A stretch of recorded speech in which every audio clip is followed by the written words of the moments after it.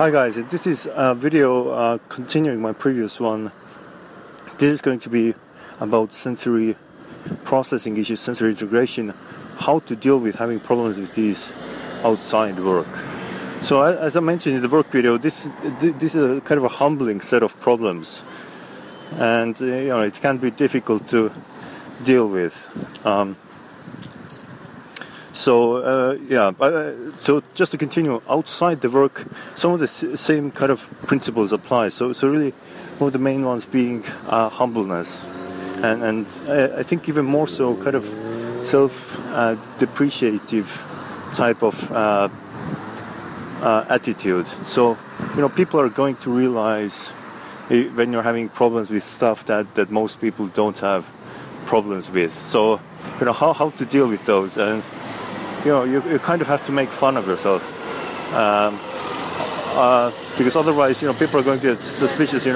What's wrong with this guy? And is he aware that he's having these problems?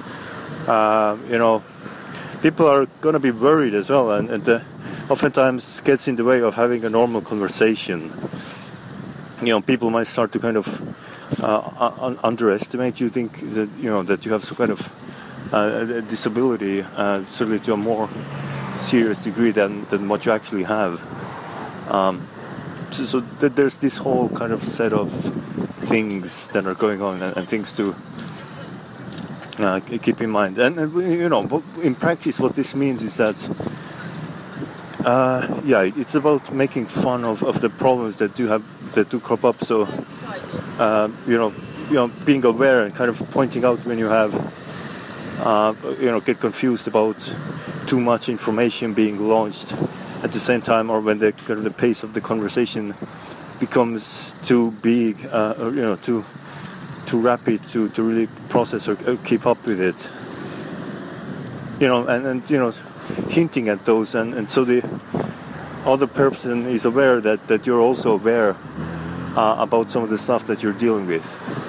So if you achieve this kind of mutual understanding of issues, that's a big benefit. Can improve a lot of other aspects as well. And that's one of the things. So getting more practical though, more kind of onto the ground level. So what this can also mean is that you have to practice a lot, and practice not for the sake of getting used to more types of environments, or not being able to process information in these different environments, but practice to kind of get used to a level of humility that you need for the challenges that they do crop up.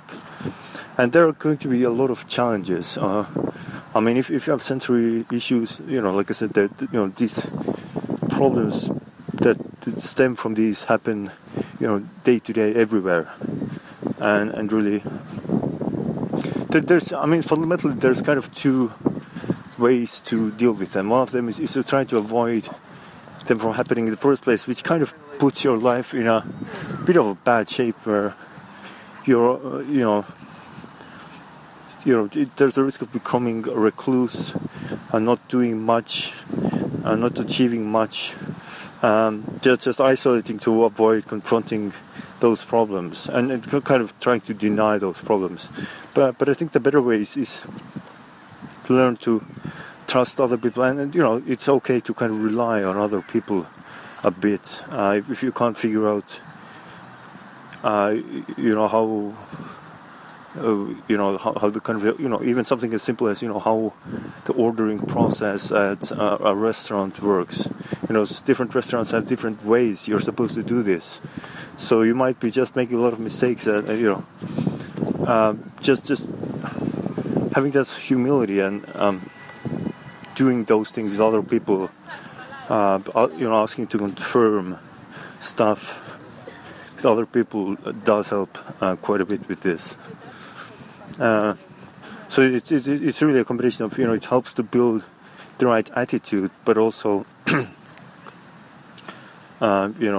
just generally sets you up that you won't fail in these scenarios. So yeah, that's a big part of it. Being in a foreign environment and then trying to understand what their mind environment is like. The other thing is just thinking about this. So there's, I mean, that's probably the biggest challenge, really.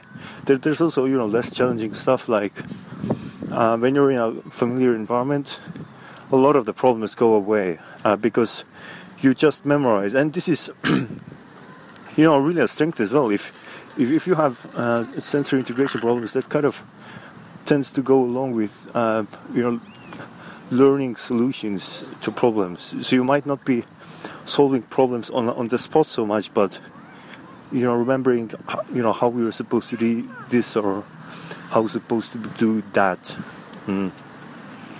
So really just acknowledging that strength and that different approach, you memorize stuff as opposed to just being able to solve sensory problems on the spot, and really just being aware of that, and being aware that you have a different balance of cognitive abilities that most people have. So it's not it's not something that's impossible to deal with, but can be humbling, and secondly also challenging. So it's more than anything an attitude thing. So I'm going to with this I'm going to kind of conclude what I wanted to get through here. I hope this series helps a little bit. I know I was kind of rambling on a lot because I didn't have a huge set of kind of things to go through. But anyway, those are really a lot of it is my introspection of what I've dealt with as a person with sensory integration problems. So again, hope this makes sense. Please leave your comments as well, and we'd be curious to hear about how anyone and other people have dealt with this. Cheers then. Thanks.